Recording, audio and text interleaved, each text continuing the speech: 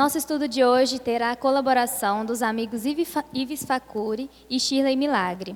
Quem quiser fazer perguntas, levante a mão que os voluntários providenciarão papel e caneta. Hoje estudaremos o Evangelho segundo o Espiritismo, que você que trouxe seu livro, acompanhe. Capítulo 28, página 248, parte 2, Preces para si mesmo, dos itens 11 ao item 14. Parte 2, Preces para si mesmo, aos anjos guardiães e aos espíritos protetores. Item 1, 11. Todos temos um bom espírito que se ligou a nós desde o nosso nascimento e nos tomou sob sua proteção. Cumpre junto de nós a missão de um pai junto ao filho, a de nos conduzir no caminho do bem e do progresso através das provas da vida. Ele é feliz quando correspondemos à sua solicitude, sofre quando nos vê sucumbir. Seu nome nos importa pouco, porque pode não ter nome conhecido na terra. Nós o evocamos, então, como nosso anjo guardião, nosso bom gênio. Podemos mesmo invocá-lo sob o nome de um espírito superior qualquer, pelo qual sentimos, mais particularmente, simpatia. Além do nosso anjo guardião, que é sempre um espírito superior, temos espíritos protetores, que, por serem menos elevados, não são menos bons e benevolentes. São ou parentes, ou amigos, ou algumas vezes pessoas que não conhecemos em nossa existência atual. Eles nos assistem com seus conselhos e, frequentemente, pela sua intervenção nos atos da nossa vida. Os espíritos simpáticos são aqueles que se ligam a nós por uma certa semelhança de gosto e tendências. Podem ser bons ou maus, segundo a natureza das inclinações que os atraem para nós. Os espíritos sedutores se esforçam por nos desviar do caminho do bem, nos sugerindo maus pensamentos. Aproveitam de todas as nossas fraquezas, como de tantas portas abertas que lhes dão acesso à nossa alma. Há os que se obstinam contra nós, como sobre uma presa, mas se afastam quando reconhecem não poderem lutar contra a nossa vontade.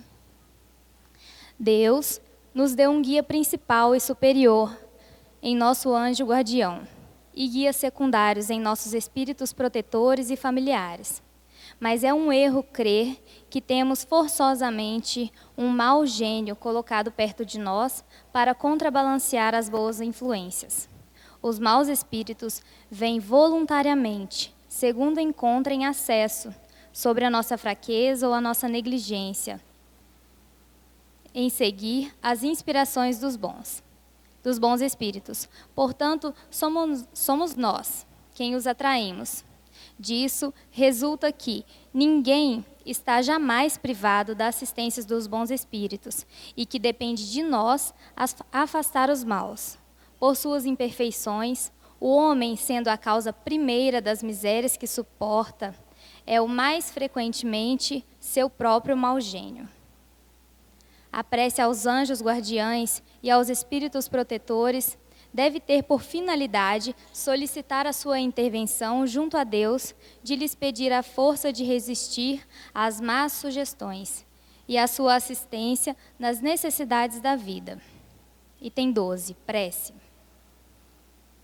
Espíritos sábios e benevolentes, mensageiros de Deus, cuja missão é assistir os homens e conduzi-los no bom caminho. Sustentai-me nas provas dessa vida, dai-me a força de suportá-las sem murmurar.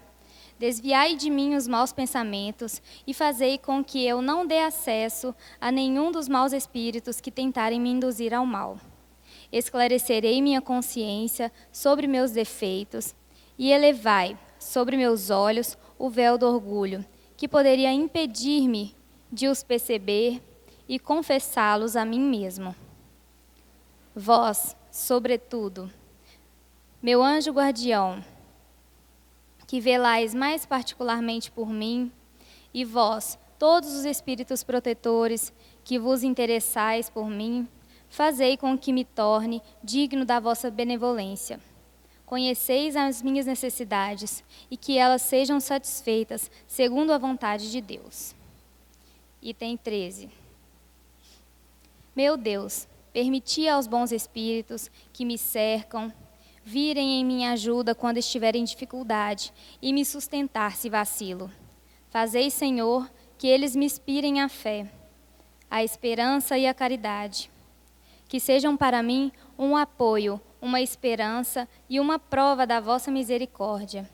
Fazei, enfim, que eu encontre junto deles a força que me falta nas provas da vida e, para resistir às sugestões do mal, a fé que salva e o amor que consola. Item 14. Espíritos bem-amados, anjos guardiões, vós, a quem Deus e sua infinita misericórdia permite velar pelos homens, sede meus protetores nas provas da minha vida terrestre. Dai-me a força e a coragem e a resignação. Inspirai-me tudo o que é bom e detende-me na inclinação do mal. Que vossa doce influência penetre minha alma. Fazei com que eu sinta que um amigo devotado está perto de mim, que vê meus sofrimentos e partilha minhas alegrias. E vós, meu bom anjo, não me abandoneis. Tenho necessidade de toda a vossa proteção para suportar com fé e amor as provas que aprouver a Deus me enviar. Boa noite, então, aos internautas também, a todos que aqui estão hoje, no dia de hoje, que viemos juntos estudar o Evangelho de Jesus, né? E é interessante esse capítulo 28, que vem tratando, nos ensinando como a nos dirigirmos a Deus em respeito aos assuntos das nossas necessidades diárias, né? É um capítulo destinado a nos ensinar a orar. Nós temos, às vezes, dificuldade de nos relacionarmos com aquilo que não é concreto, com aquilo que não é perceptível aos nossos sentidos. Ainda mais com a misericórdia divina, né? Que muitas vezes temos dificuldade de perceber a sua presença, dada a nossa condição ainda moral atrasada, né? Então, às vezes, a gente tem dificuldade de nos reportarmos à divina providência e aos seus enviados. E aqui, nessa parte 2, preces para si mesmo, existe uma coletânea de preces destinada a nos colocar em contato com a divina providência, solicitando a proteção dos anjos guardiões, dos espíritos protetores.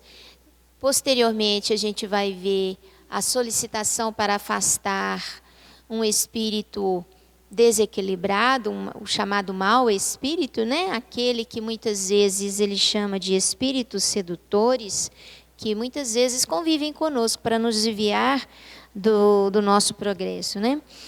Para corrigir um defeito, para resistir a uma tentação, para pedir um conselho nas aflições da vida, e também preces de ação de graças por um favor que nós conseguimos obter da vida, muitas vezes para ação de graças por escapar de um perigo, e muitas vezes uma oração que nós precisamos aprender a orar até para aceitar as provas da vida, que é um ato de submissão e resignação, né? Então, existe uma coletânea grande nessa parte 2 que trata da nossa relação com o divino, né? Nas várias situações. E na primeira situação que nos é colocada aqui, é a questão dos anjos guardiões e dos espíritos protetores, né? Então, é interessante que a gente pergunta assim, mas existe anjo guardião? Se a gente for no Livro dos Espíritos, na pergunta 490, lá fala o que se entende por anjo guardião, né? O que se deve entender por isso, né?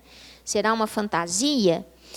E o Espírito da Verdade responde, é um espírito protetor de ordem elevada, né? Então, na verdade, o anjo guardião é aquele espírito que está numa condição muito superior à nossa e que se torna responsável por nos conduzir no nosso progresso, nos traçar diretrizes, nos traçar uma linha, referências, para que a gente possa, na vida, no convívio com o outro, fazer as boas escolhas e construir uma boa história, né? A função do anjo guardião não é nos livrar do perigo, é, sobretudo, nos guiar, tentando, na medida do possível, nos afastar do perigo, né? Inclusive, Kardec ele pergunta se essa função de anjo guardião é uma missão ou é uma provação, porque realmente há muitas vezes o anjo guardião ele tem grandes dificuldades com a nossa teimosia, com a nossa resistência ao bem, com a nossa permanência nos hábitos nocivos, morais, principalmente. E ele tem grande dificuldade conosco nesse sentido. E foi perguntado lá na pergunta 492, isso é uma missão, né? E aí, o que os espíritos responderam? Isso geralmente ou é uma missão, né? Ou é um prazer pelo dever cumprido, né? Então, essa missão ela é aceita de maneira satisfatória e plena por esses espíritos superiores, com a intenção de colaborar com a divina providência no progresso, principalmente daquele seu tutelado, né? Isso faz uma diferença de espírito protetor, né? Porque o anjo guardião é aquele que conhece, inclusive, o nosso projeto reencarnatório, que trabalhou pelo nosso retorno na Terra e que, com os arquitetos superiores, organizam a nossa reencarnação. Ele tem ciência de tudo que foi programado para nós. Já o espírito protetor não necessariamente é aquele que é o responsável, o tutor do nosso progresso, né? O espírito protetor, muitas vezes, é um amigo, alguém da nossa mais absoluta confiança e carinho, que muitas vezes deixou o mundo físico antes de nós e está no mundo espiritual. E nos auxilia, nos intuindo, nos lançando ideias para que nos auxilie a fugir do sofrimento, né? A desviar de coisas que vão nos levar ao sofrimento. Mas não necessariamente eles estão em condição muito superior à nossa. Muitas vezes são criaturas que têm as suas dificuldades do mesmo tamanho que as nossas. Mas são benevolentes, são espíritos bondosos que têm como única meta nos auxiliar. E eles só vão intervir e só vão atuar com a permissão divina, né? E os espíritos simpáticos, eles são diferentes de espíritos superiores. Nós podemos ter espíritos simpatizantes que, na realidade, eles são companheiros nossos, que podem ser companheiros de boa índole e com bons propósitos, mas que podem ser companheiros de índole ainda atrasada, questionável e muitas vezes com propósitos infelizes. Espíritos simpáticos podem reforçar as nossas deficiências morais, nos conduzindo ao desequilíbrio. Assim como outros espíritos simpáticos podem nos fazer bem, né? Nos tornar, nos trazer seus eflúvios agradáveis, né? Então, em todas essas situações, nós podemos ter a boa influência, mas também existe a má influência, principalmente vindo daqueles espíritos que ainda dentro do seu desequilíbrio e da sua ignorância, tem muitas vezes por objetivo observar as nossas quedas. E muitas vezes sentem prazer, né, de nos ver cair, de nos ver sofrer, de nos ver muitas vezes nos enganar, né? Existem também essas criaturas que ainda estão nessa condição e podem nos influenciar. É essas criaturas que antigamente se chamava de mau gênio, né? Só que esses espíritos não têm a missão de nos levar para o mau caminho, para a dor, para o sofrimento. Não existe esse espírito destinado a ter essa missão. Não. Na realidade, é uma situação transitória para ele, dentro da ignorância dele, né? E, claro, uma situação transitória para nós também, né? Mas ele não tem essa missão de ser o espírito que vai tentar levar o outro à queda. Não existe isso, né? Mas nós podemos sofrer a influência dessas mentes que ainda estão em desequilíbrio. Ives. Pessoal, boa noite a todos. Um tema muito interessante esse da questão da proteção dos nossos espíritos guias, dos nossos espíritos protetores, dos nossos anjos da guarda. E aí a denominação varia muito, né? Porque desde da teologia católica, protestante, de todas as religiões, a ideia de um anjo da guarda sempre esteve presente. Então, por mais que a denominação religiosa possa variar, a ideia de um espírito protetor tutelando as nossas vidas, ela sempre foi uma ideia presente em todas as religiões. Com o espiritismo não é diferente. Nós temos, sim, um espírito encarregado de assistir o nosso projeto reencarnatório. Então, todos nós, antes de aqui estarmos, fizemos um planejamento dentro das nossas necessidades de evolução, e esses espíritos encarregados por nos assistir são aqueles que se preocupam com os desvios do caminho, uma vez que a gente está reencarnado. Porque todos nós fazemos um determinado planejamento, traçamos uma determinada rota, mas quando nós reencarnamos, os convites para que a gente se desvie dessa rota são tantos, que a preocupação da providência divina é justamente colocar alguém que nos inspire, a fim de que esses desvios eles não possam ocorrer. Ou que se eles ocorram, eles possam ser minimizados. Eles possam ser revertidos através de um processo de conscientização. Porque muitas vezes a gente planeja uma coisa para a nossa vida e a gente envereda por determinados contornos que escapam muito àquele planejamento. Mas é um planejamento inconsciente que a gente já traz do mundo espiritual. E aí, esse desvio ele não é irreversível. Ele não é irreversível. E é justamente nesse caráter de possibilidade de reversão é que os espíritos protetores eles atuam. Só que a nossa concepção de espírito protetor é um pouco diferente da concepção católica, da concepção protestante. Porque esses espíritos protetores, eles não são anjos. Eles não são anjos. Não são espíritos puros. São espíritos que ainda evoluem, estão num processo evolutivo. Esses espíritos são nossos amigos, como a Shirley colocou, afetos que a gente traz do passado, mas que ainda trazem necessidades evolutivas. É bom que a gente diga isso, porque não é porque é meu espírito protetor que é um espírito perfeito.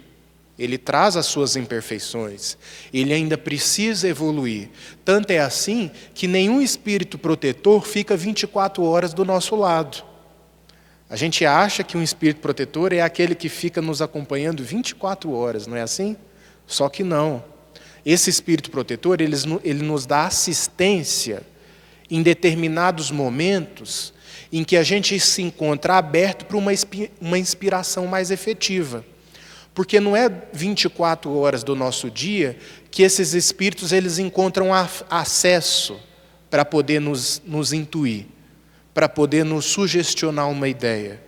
Esses espíritos, eles esperam determinada abertura da nossa parte. Olha que interessante. A influência desses espíritos na nossa vida depende de nós.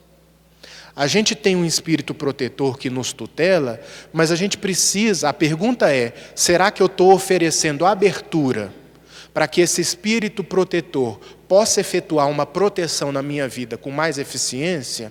Ou será que eu me fechei para as sugestões dele? É essa que é a pergunta. Porque sempre um espírito fica esperando, um espírito inferior e um espírito superior, tá, gente?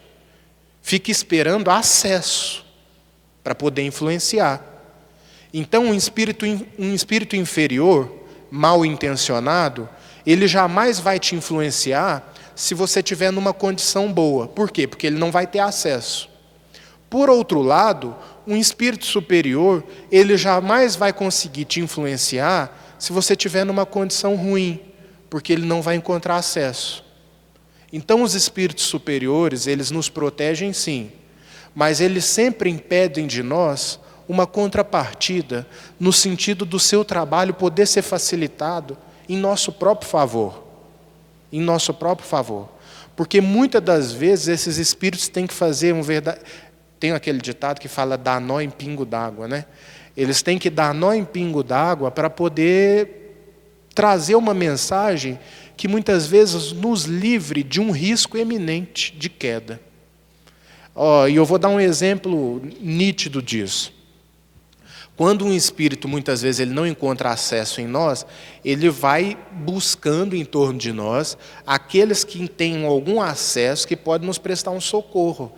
Quer dizer, é a ação do espírito de uma maneira indireta nos beneficiando. E eu tenho um exemplo disso que aconteceu comigo há pouco tempo. Eu estava ali na rua Espírito Santo, na rua Divino Espírito Santo, que tem um canteiro ali no meio, e em determinado ponto dela tem uns coqueiros ali, umas palmeiras. E aí eu estava vindo à noite e eu vi um galho de palmeira caído, atravessado no meio da rua. E aí eu parei o carro. Eu não costumo fazer isso. Em outras oportunidades, eu poderia muito bem ter passado por cima ou desviado e continuado meu trajeto. Só que alguma coisa me falou assim, tira esse galho do meio da rua. Aí eu parei o carro, peguei o galho, tirei do meio da rua, custei arrastar para o canteiro assim, arrastei o galho e deixei ali no canteiro.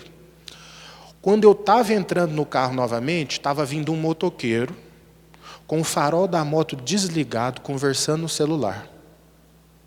Aí eu falei assim, tá aí a vítima. Essa seria a vítima. O que acontece? Muitas vezes, é uma hipótese, tá, gente? Eu não estou dizendo que é isso, não, que eu vou falar. É uma hipótese minha. Muitas vezes o espírito protetor dele pode ter chegado nele, inúmeras vezes, dizendo para ele desligar o celular, por exemplo. Desliga o celular, você está na moto, desliga. Só que aí não encontrou acesso. E aí chegou em mim, numa maneira de minimizar alguma coisa, e falou assim, tira esse galho do meio da rua, pelo amor de Deus, porque está vindo um distraído aí atrás, que ele vai acabar se ferrando quando ele chegar aqui. E graças a Deus, por sorte, eu devia estar com uma sintonia mais ou menos adequada naquele momento, parei o carro e tirei o galho ali. Então, eu fico pensando, aquele homem que provavelmente ia cair naquele galho ali, ele nunca vai ficar sabendo que alguém tirou um galho da rua que ele possivelmente ia cair, ter um acidente de moto. Ele jamais vai ficar sabendo disso na vida dele. E quantos galhos na nossa vida não são tirados e a gente nunca fica sabendo? Pelos espíritos que nos tutelam. Aqui o galho, ele representa um fator simbólico para a nossa reflexão. Um fator simbólico. Porque muitos galhos, eles são retirados do nosso caminho através de uma equipe espiritual que não quer que a gente fale na nossa existência E a partir do momento em que não encontram acesso em nós, um campo favorável para a influenciação, vão influenciando aqueles que se encontram em torno. É daí a importância que os espíritos eles sempre nos pedem para a gente poder vigiar. Vigiar. Não só em determinados momentos, mas vigiar de uma maneira mais constante na nossa vida. Tem uma frase do filósofo Nietzsche, que ele diz o seguinte: o que faz um homem bom não é a intensidade das suas ações, mas é a constância delas. Olha que interessante. Não é a intensidade das boas ações que fazem que um homem seja bom, mas é a constância. O grande desafio nosso é manter uma constância nos bons propósitos. É manter uma constância nos nossos pensamentos equilibrados. Porque o nosso pensamento é uma coisa que oscila muito. E, geralmente, ele oscila num padrão vibratório inferior. É muito difícil nós mantermos o nosso pensamento elevado por muito tempo. Nesses momentos aqui de estudo do Evangelho, são momentos que favorecem um pensamento bom. E é justamente aqui que muitas vezes a espiritualidade aproveita que a gente está mais ou menos em boa sintonia para poder nos trazer alguma inspiração. Porque no nosso dia a dia, geralmente a gente não dá acesso. Porque é tanta preocupação, é tanto desejo que a gente traz, é tanta influência do meio, que muitas vezes qualquer tipo de emancipação espiritual fica abafado. Fica abafado. É por isso que a gente precisa recorrer a esses momentos, a fim de que possa haver uma leveza interior, para a gente poder conseguir, pouco a pouco, dando acesso através da reformulação dos nossos pensamentos. Só que o interessante seria que esse clima interior, que muitas vezes compõe a nossa realidade aqui dentro desse salão, seja um clima interior que nos acompanhe da porta para fora. Que nos acompanhe. Só que é muito difícil. Porque a partir do momento em que eu saio num padrão vibratório elevado de um centro, e aí eu saio para a rua, aí eu já começo a escutar uma música ruim, aí eu já tenho uma contrariedade no trânsito, aí eu chego dentro de casa, alguém já me xinga e aquilo ali eu já retruco na hora, e aí começam as agitações do dia a dia, e eu que estava num patamar vibratório bacana, comecei a despencar energeticamente. Porque é muito difícil a gente manter a vigilância que Jesus nos recomenda. Orar e vigiar e talvez seja uma das coisas mais difíceis que o Evangelho propõe. Porque a constância realmente é um desafio muito complicado para nós. Porque os nossos pensamentos ainda estão muito deseducados, nós ainda temos o pensamento ainda muito preso a questões secundárias, no sentido da nossa espiritualidade. E esse pensamento preso a questões secundárias acabam fazendo com que a gente tenha uma oscilação maior num padrão energético que deveria se manter constante, até mesmo para a nossa proteção espiritual. Eu até costumo brincar, e eu já brinquei aqui várias vezes, que eu proponho um exercício para a gente poder saber se o nosso pensamento vai bem ou se o nosso pensamento vai mal. Eu costumo dizer assim, você quer saber se o seu pensamento vai bem? Aliás, nos atendimentos fraternos que às vezes a gente faz, eu não sou de fazer atendimento fraterno, mas quando não tem ninguém, acaba sobrando para mim. É aquilo, né? Quando a espiritualidade não tem cachorro, acaba caçando com gato. E eu não vou me recusar em atender ninguém. Sabe qual que é a minha primeira pergunta no atendimento fraterno? Sabe qual que é? Eu pergunto assim para as pessoas: se você fosse dar uma nota para a qualidade dos seus pensamentos de 0 a 10, do momento em que você acorda até o momento em que você vai dormir, qual nota você daria? Aí a pessoa sempre abaixa a cabeça e nunca passou de 5. É sempre 4. Dou 4. É 3. É 2. Você sabe por que eu faço essa pergunta? Qual que é a nota que a pessoa dá? Porque a maioria dos nossos problemas, eles podem ser minimizados ou potencializados pela qualidade dos nossos pensamentos.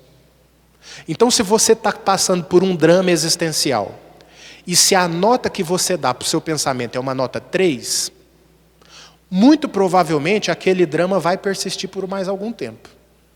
por um tempo mais prolongado. Se você está passando por um drama e a nota dos seus pensamentos você já consegue dar um 8, esse prazo de superação ele vai ser diminuído. Você pode ter certeza. Porque é tudo da forma com que eu encaro a situação que eu estou atravessando. É tudo a forma que você encara. Então, se você tem uma firmeza interior que se sustenta a partir de bons pensamentos, você vai ajudar a espiritualidade que te assessora através de uma fortaleza e de um acesso que você já consegue dar para a espiritualidade superior. Então é dessa forma com que a gente vai fazendo com que a atuação dos espíritos superiores, do nosso anjo protetor, possa se tornar cada vez mais eficaz na nossa vida, através dessa educação dos pensamentos, e que vai fazendo com que a influência ela passe a ser cada vez mais direta nas nossas vidas. Porque a gente ainda recebe muito benefício indireto, dado a nossa postura de clausura vibratória. Quando a gente vai abrindo essa questão para as influenciações espirituais boas, nós vamos aumentando a chance dessa influenciação ser uma influenciação direta nas nossas vidas, como a influenciação de Emmanuel na vida do Chico Xavier. Então essa é uma reflexão que eu deixo preliminar. Vou passar a palavra para a Shirley novamente, e se vocês tiverem perguntas, podem ficar à vontade de poder estar formulando para nós. As perguntas serão muito bem-vindas, viu, gente? Para a gente aprender com vocês também. Vamos aproveitando, então, essa última reflexão do Ives. Nós já entendemos bem aqui o que é o anjo guardião, o que é o guia protetor. Já entendemos que é uma missão, né? E que ele existe de fato e que ele está ao nosso lado. Agora vamos entender a nossa relação com eles, né? Lá no Livro dos Espíritos, se nós formos olhar o capítulo, tem um capítulo específico sobre anjos guardiões, espíritos protetores, né? E é interessante que, dentre as perguntas que Kardec faz, ele pergunta: mas o anjo guardião está do nosso lado o tempo todo? Como o próprio Ives disse, não, ele não está o tempo todo. E os espíritos comentam que eles nos influenciam a milhões de léguas de nós, que o espaço para eles não é nada, né? Então, necessariamente, eles não têm que estar do nosso lado, exatamente, para nos responder a uma angústia, a uma necessidade, a uma busca interior que nós estamos fazendo em relação a eles. E outra coisa importante que os espíritos nos dizem é que nós devemos estabelecer uma ternura íntima que reina entre os melhores amigos, que nós precisamos ser mais intimista com o nosso guia protetor, com o nosso anjo guardião. E que essa intimidade, ela não necessariamente vai ser dada pelo nome. Porque às vezes a gente fica preocupado em saber o nome, né, do nosso anjo da guarda, o nome do nosso guia protetor, atribuindo alguma importância a isso, né? Principalmente se for o nome de algum famoso, né? Onde a gente muitas vezes atrela isso à nossa vaidade pessoal, né? Ao nosso orgulho. Não há menor necessidade de nós sabermos o nome, né? E olha só, a nossa, vamos dizer, a nossa limitação é tão grande que até para crermos na atuação desse anjo da guarda em nosso favor, muitas vezes nós precisamos acreditar que se trata de fulano de tal. E os espíritos superiores, que são esses anjos da guarda, muitas vezes eles são verdadeiros anônimos, são desconhecidos por nós durante a reencarnação, nós conhecemos antes de vir e os reencontramos quando saímos daqui, né, dessa vida, quando deixamos o corpo. Mas durante a nossa estadia aqui, eles se tornam anônimos para nós e muitas vezes nos atendem, mesmo quando acreditamos, quando cremos que quem o faz é o espírito de fulano de tal, né? eles até utilizam dessa nossa fé. Vou dar um exemplo. Eu acho que o meu anjo da guarda é Bezerra de Menezes. E o meu anjo da guarda, ele vai me dar toda a assistência que eu precisar, independente de ser ou não Bezerra de Menezes. Entenderam? Então, essa necessidade de saber o nome é completamente desnecessária, tá? É descartável. Então, nós precisamos estabelecer uma intimidade com esse nosso anjo guardião e podemos dar a ele o nome que a gente quiser. Amigo, querido, companheiro de toda hora. O nome que nós nos sentimos melhor para dar. Posso chamá-lo de João, de Maria, de Pedro, porque ele realmente não se importa com isso, né? E outra coisa, os Espíritos nos dizem assim, eu achei muito interessante no Livro dos Espíritos, eles colocam assim: não temais enfadigá-los com vossas perguntas, estejai ao contrário, sempre em relação com eles. A gente fica muitas vezes constrangido de orar e pedir respostas, ideias, intuição para os problemas, desafios que nós temos. Nós nos sentimos constrangidos. Ai, meu Deus, lá vou eu de novo falar com meu anjo de guarda da mesma coisa, né? E eles falam que não, que a gente não tem que ter medo de fazer isso, porque, na verdade, esse momento em que nós procuramos a ajuda da intuição, da boa influência do nosso anjo da guarda, é o momento que a gente liga a tomada, abre o espaço, como o Ives disse, né? É nesse momento que a gente abre o espaço para essa intimidade, para essa presença e para as ideias boas que podem realmente nos ajudar. E olha, gente, que muitas vezes as ideias boas não são as ideias que vão de encontro aos nossos desejos. Às vezes, os nossos desejos estão no caminho oposto daquelas ideias que nos vêm. A gente pensa assim: nossa, mas eu estou querendo tanto tomar essa decisão, e a ideia que nos vem é: olha a bobagem que você vai fazer. Depois você não vai dar conta disso. Pensa bem, isso vai trazer um prejuízo para fulano, beltrano, ciclano. Olha só a sua família como vai ser prejudicada, né?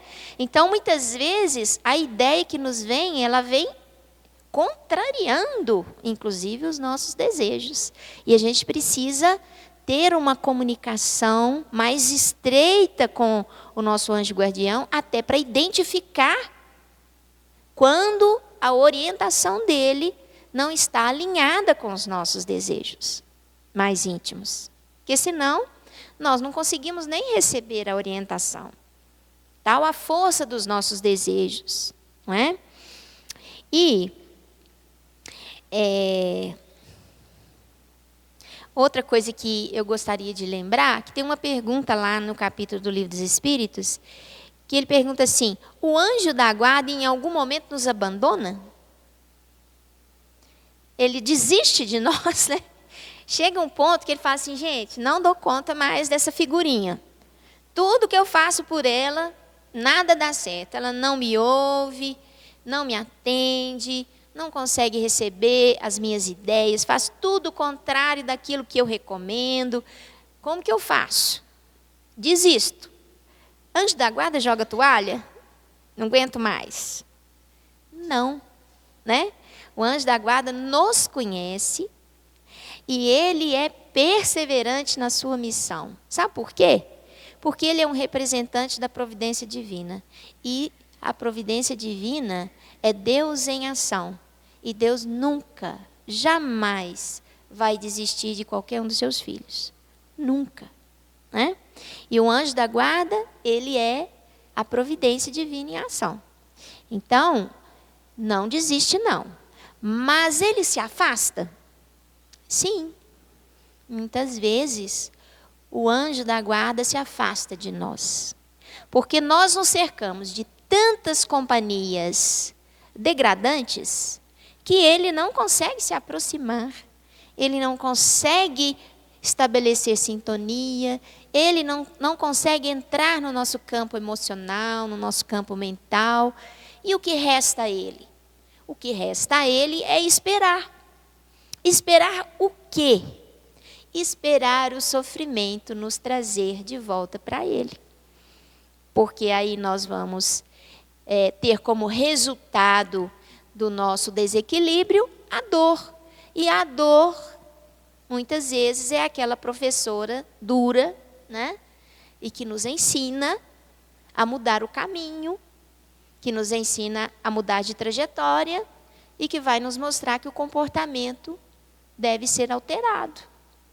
E aí, a dor, o sofrimento, é que vai nos aproximar novamente do divino, da providência divina em ação e da presença do anjo guardião na nossa vida. Então, o anjo jamais nos abandonará, né?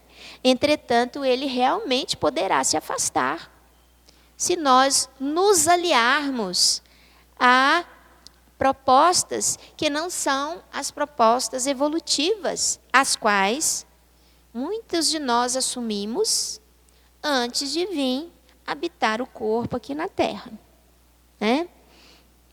A reencarnação tem essa finalidade do aprendizado.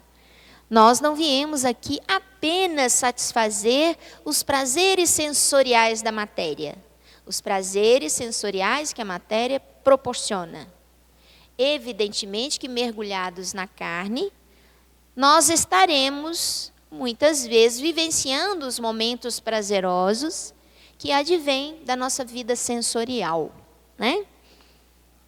Da comida gostosa que a gente come, né? Muitas vezes da bebida, muitas vezes do sexo, né? Isso faz parte da vida nossa enquanto nós estamos na matéria. Mas tudo que nos é lícito, nem tudo nos convém, né? Nós precisamos aprender a lidar com todos esses prazeres de maneira disciplinada, orientada, colocando acima dos prazeres sensoriais o prazer do coração, do afeto, do relacionamento, do amor, dos sentimentos nobres, da fraternidade. Então, nós precisamos colocar isso acima daquilo que a matéria nos proporciona. E é para isso que nós vamos e voltamos, e estamos nesse constante aprendizado. E o anjo da guarda nunca desiste da gente. Nós é que muitas vezes nos afastamos dele. Por isso, a necessidade das preces aqui, como nós vimos no item 12, no item 13, no item 14, a necessidade da oração, que é o momento que nós nos colocamos em sintonia com o nosso anjo guardião, buscando a sua presença em nossa vida. Temos pergunta, Ives? Só uma palavrinha a respeito disso que a Shirley falou aqui, com relação ao nome dos espíritos que nos assistem. Eu lembro que quando a gente começou na doutrina espírita, eu tinha essa curiosidade assim, eu já tinha lido um bocado de livro, aí eu ficava, será que é fulano, será que é ciclano e tal, e ficava querendo achar um nome assim, top, né, dentro do meio, para mim poder investigar para ver se era ele. E a gente sabe que é bom que não seja um espírito assim de alta categoria. Você sabe por quê?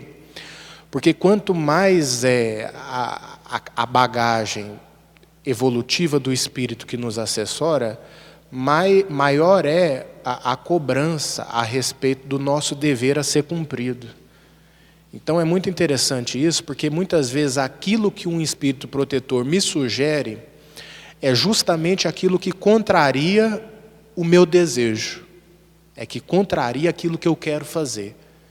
E até que ponto eu sou aberto a abrir mão de um desejo muito grande, a fim de poder cumprir com as diretrizes da consciência. Então essa é uma grande questão para nós. Inclusive tem até um episódio da vida do próprio Chico Xavier, que ele morria de vontade de aprender a tocar piano. E aí ele conheceu uma professora de piano, contratou essa professora para poder, todo sábado, ensinar ele durante 1h30, 2 horas, a tocar piano, que era um grande desejo que ele tinha na vida dele. E aí ele chamou a professora, teve a primeira aula, na segunda aula a Emmanuel chegou para ele e disse assim: meu filho, o que é isso que você está fazendo? Aí, não, eu estou aprendendo a tocar piano, eu tenho uma vontade de tocar algum instrumento musical e o piano me chama muita atenção. Aí ele falou assim: mas você não acha que a fila de pessoas necessitadas lá fora é muito mais importante de qualquer desejo que você possa trazer? Então, olha para vocês verem assim, a profundidade das questões, desse tipo de questão. Ou seja, o Chico Xavier, muito contrariado, abrindo mão de uma vontade boba, aprender a tocar piano, né, que ele tinha. Ele não queria se profissionalizar nisso, mas ele queria simplesmente aprender. E o Espírito pede para ele abrir mão disso, porque a missão dele é outra. Então, quer dizer, aí eu fiquei pensando assim, né? Não, é melhor que não seja determinados espíritos, não, porque aí eu ainda quero fazer algumas coisas que eu gosto, eu quero me preparar mais. E a espiritualidade respeita isso. É por isso que o nosso espírito protetor, ele é sempre um pouco mais evoluído que a gente, um pouco mais. Porque quando é muito mais, essa disparidade faz com que alguns transtornos aconteçam. Então é bom que seja um espírito simpático a nós, um espírito mais esclarecido que nós, mas não tanto mais esclarecido, né? A fim de que a gente possa, fazendo jus a pequenos convites, e a partir deles ir nos qualificando para convites cada vez mais intensos, convites cada vez mais complexos, sempre dentro de uma capacidade que a gente vai construindo dentro de nós, de responder aquilo que a consciência nos pede positivamente. Chegou uma pergunta aqui que diz o seguinte: se cada pessoa tem um protetor, por que eles permitem que os espíritos ruins atrapalhem nossa vida na Terra? Bom, essa pergunta aqui é a mesma coisa que você perguntar para um pai por que ele permite o filho andar com más companhias. É a mesma questão. O pai ou a mãe, por mais que não queira que o filho ande com más companhias, isso é muito relativo. Por que é relativo? Porque existe uma questão chamada livre-arbítrio. Então, esse livre-arbítrio muitas vezes faz que, por mais que você tenha recebido uma boa educação, você simplesmente se blinde a isso, blinde a ela. Então, por mais que o espírito protetor ele possa nos influenciar para que a gente possa percorrer um caminho correto, ele jamais pode percorrer esse caminho por nós, como se diz, bloqueando o nosso livre-arbítrio, nos pegando no colo e nos tirando de determinada situação. Não, isso não acontece. O que acontece é influências espirituais boas, mas que sempre respeitam o nosso livre-arbítrio, porque é dentro do nosso livre-arbítrio que a gente exerce uma educação mais profunda. É sempre com a possibilidade que eu tenho de errar e de acertar, que eu vou fazendo um processo de educação íntimo. Se você tira a possibilidade de erro, não há educação. A educação, por incrível que pareça, ela só existe com a possibilidade que eu tenho de errar, e a partir de uma deliberação íntima, eu escolho por não errar. Mas aquilo ali tem que estar à minha porta, a fim de que eu possa ser firme nos meus propósitos. É por isso que a cada virtude que a gente vai construindo, a gente precisa de tentações ao longo do caminho, para que aquela virtude ela possa se fortalecer. Porque uma virtude sem nenhum teste não é virtude. Ou seja, o que eu estou querendo dizer? Eu ser bonzinho dentro do centro espírita Não vale de nada. Porque aqui todo mundo é fraterno um com o outro. Aqui todo mundo é educado, todo mundo pede licença, todo mundo cede a vez na fila. Aqui todo mundo agradece, aqui todo mundo quer abraçar, todo mundo, né? Que mérito tem eu ser virtuoso aqui?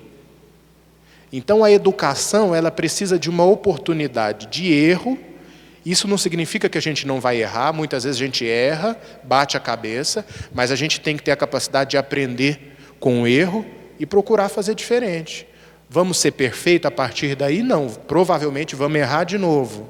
Mas eu acho que a consciência da não desistência, de sempre buscar acertar, é uma coisa que não deve nos faltar, nunca. Então essa questão do espírito mal nos atrapalhar, isso vai acontecer dependendo da abertura que eu vou dar para o mal na minha vida. Isso aqui é tão bacana que tem uma história no livro, só para a gente poder estar concluindo aqui, tem uma passagem no livro Sexo e Destino, de André Luiz, é muito interessante essa passagem. Tem um personagem lá, eu não sei quem já leu o livro Sexo e Destino aqui, é muito bacana, é da mesma série de André Luiz, que escreveu o livro Nosso Lar e tal, são 13 livros, intitulado a série A Vida no Mundo Espiritual. Nesse livro Sexo e Destino, relata a história de um personagem que no mundo espiritual, ele aconselhava pessoas que chegavam em desequilíbrio. A missão dele no mundo espiritual era semelhante à do atendente fraterno na casa espírita. E era um espírito que ele já tinha 20 anos que ele aconselhava outros espíritos que passavam pelos mais diferentes problemas. Ele era como se fosse um psicólogo do mundo espiritual, atendendo a necessidade dos outros. E determinada parte da sua vida, ele se viu angustiado. Ele se viu angustiado. Porque, por mais que ele atendesse as pessoas, ele estava passando por um drama de um ente querido encarnado, que estava, de certa forma, descompensando a sua tranquilidade no mundo espiritual. Qual que era a situação que ele estava vivendo? A sua filha estava prestes a desencarnar. E ela era casada. E qual que era o motivo de angústia dele? Porque a sua filha estava prestes a desencarnar a partir de um câncer que já estava em estágio avançado. Ela já estava num leito de morte mesmo. Os médicos já tinham deixado ela ir para casa para poder desencarnar em casa, na época em que a história é narrada. E o marido dela, não respeitando a mulher desencarnar, já estava começando a sair com outras mulheres, inclusive trazendo para dentro da sua própria casa companhias afetivas. E aí a mulher dele sofrendo num quarto e ele trazendo mulher para um quarto que se encontrava ao lado. Aí você imagina o pai da moça no mundo espiritual acompanhando essa cena. E aí ele no mundo espiritual muito angustiado, com aquilo, porque ele estava um pouco até revoltado. Veja bem, o espírito 20 anos aconselhando os outros no mundo espiritual. Ele começou a se ver revoltado com a situação que a sua filha estava passando aqui na Terra. Está vendo como a construção moral ela é sempre muito difícil? A gente não deixar se afetar pelas experiências é muito difícil. O espírito estava há 20 anos no mundo espiritual e ele começou a deixar se afetar, se abalar. E aí eles organizaram uma caravana para vir em socorro, tanto da sua filha, que estava passando por um momento de desenlace do corpo físico, como também em socorro do grande necessitado, que era casado com a filha dele. Então, aí eles foram para aplicar um passe nela, e eles foram para aplicar um passe nele também, que estava traindo a sua companheira. Você sabe onde que eles foram encontrar ele?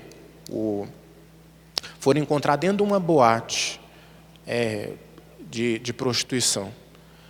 E aí vocês imaginam, a equipe espiritual entra dentro da boate, e aí esse cara que aconselhava os outros há 20 anos no plano espiritual, quando ele vê o marido da sua filha atracado com outra mulher na boate, ele perde as estribeiras, ele sai para... Isso é relatado no livro, tá, gente? Ele vai para cima do camarada lá e começa a dar soco. Olha para vocês verem. O espírito, 20 anos no mundo espiritual aconselhando os outros, desceu a esse nível e começou a dar soco no companheiro lá. Sabe quem veio em socorro dele? Aí aqui que está uma curiosidade muito bacana. A diretora espiritual da boate. Olha que interessante. Porque a gente acha que espírito protetor, ele só está em estabelecimento que a gente considera bom. Só que se fosse assim, outros lugares estariam totalmente entregues às sombras, desprotegidos? Não. Existem equipes espirituais que atuam em boates, existem equipes espirituais que atuam nos lugares de energia mais desfavorável. Por quê? Para eles poderem converter todo mundo ali? Não, mas para que eles possam minimizar o mal. Minimizar o mal.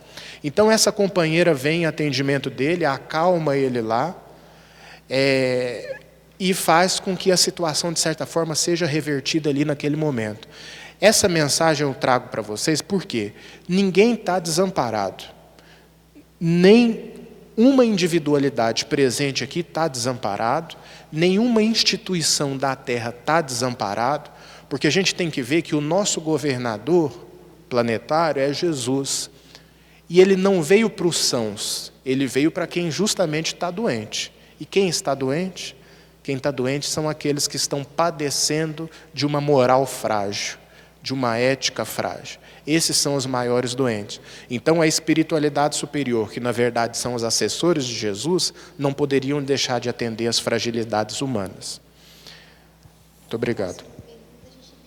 Tem uma pergunta aqui, mas a gente deixa para a semana que vem. Tá certo? Muito obrigado.